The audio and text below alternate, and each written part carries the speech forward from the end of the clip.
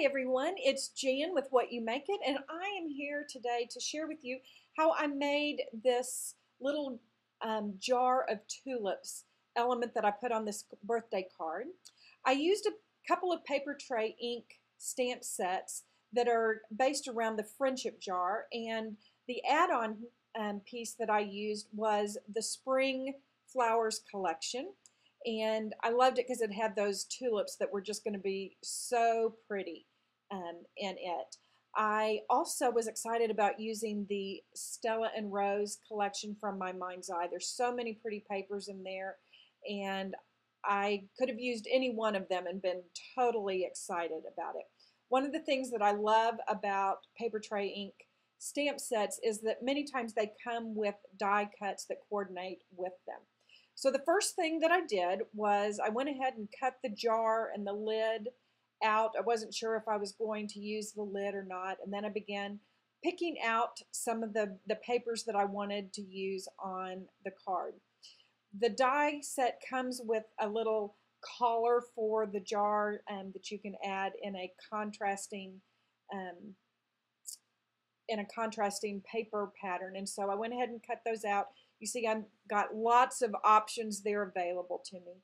And then once you've cut the die out, that's when it's the easiest because they're clear, really high quality photopolymer stamps.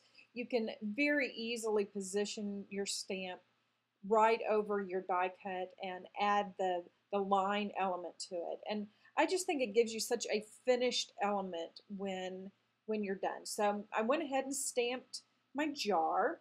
And the next thing I did was stamp the little collar that made it look like it had a little material gathering fabric little jar to put over it. Okay, now you can see that when I am in the middle of creating, I use whatever I have at hand. And I had just finished doing my die cutting, and I wanted to stamp those tulips onto the background paper. And I just reached and got my die cutting plate because it was large enough to go ahead and position my stamp on. You know, when you're recording a video, you forget that folks are going to see all your little silly things that you do. I didn't even bother to go get an actual stamp block for it, but it worked really well, and I got a really good impression. The next thing that I wanted to do was go ahead and stamp the stems down inside of the jar. You're going to, I was going to use them separately, kind of building them up, and you'll see later that I did several things with it, but I needed that second impression so it would look like the stems were down inside the jar. So I just put a piece of scratch paper behind there and went ahead and stamped those on there.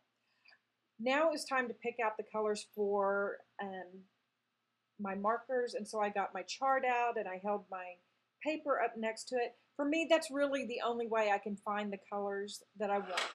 So I picked out some reds and some yellows that I thought would make really pretty bright tulips, kind of like you find in your garden. So I started with one of my lightest colors, and you'll notice I'm using a flicking motion, and I'm just beginning to lay down some color. It's a process of going back and forth, particularly when you're blending a color that is right next to each other on the color wheel. Your yellows, your reds, we're going to really have to work to get those to blend together. And so you just start by making sure that you're working with wet edges, using flicking motions, building up your color as you go along. And you can see that I am speeding this up because, bless your hearts, you do not really want to watch this process in slow motion. Now I've gone to a little bit darker color, and I'm beginning to lay in some of the shadows, just beginning to indicate where that is. And then I take a medium color and I blend that out.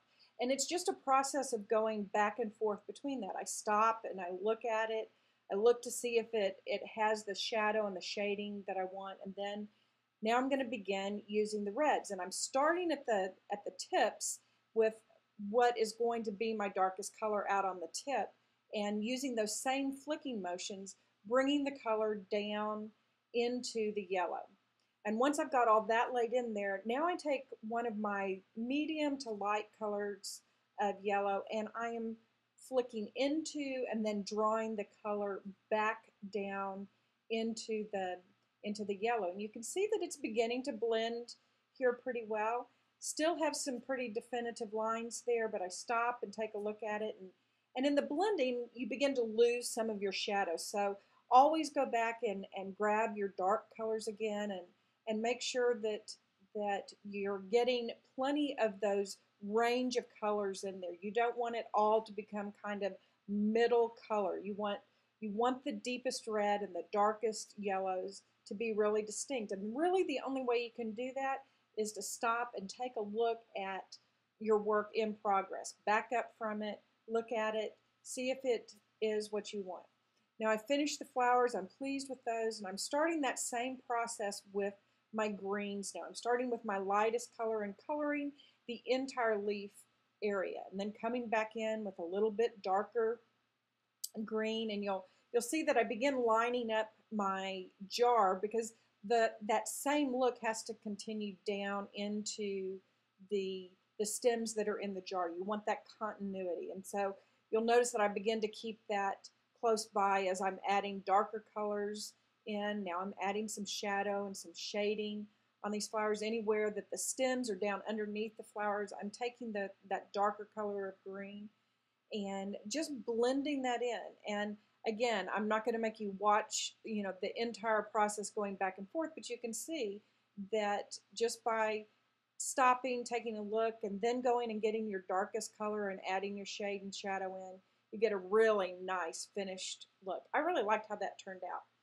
Now, I went ahead and I cut this out with a spellbinder, and I wanted the flowers to be out separate from the rest of that label. I wanted those to have the freedom like they'd just been cut and stuffed down in there. And sometime if you leave me a comment, I'll give you a little bit better explanation for how I mark where to cut and trim. But basically what I'm doing is I'm marking the places that the die would intersect with those flowers, and then I trim it down before I start making the cuts to get the flowers cut out.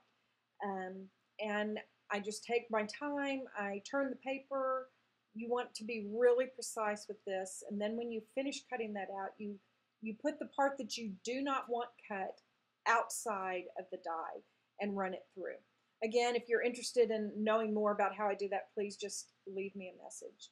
Now you can see that I'm just using some temporary adhesive to put the jar in place because I'm going to do some shadowing, and I'm using blues and some grays, but basically some blue-green kinds of colors, various very light shades to put in a background shadow. And now I'm popping up the jar up on top of some foam tape. Sorry, my head got in the way there, but I'm just lining that up, trying to get it precise. And the last step that I did was add some glossy accents to make the jar shine. Hope you've enjoyed this, and it's good to be back. I'll be back with some additional things to share with you soon. Have a great day, and be sure to take time to play.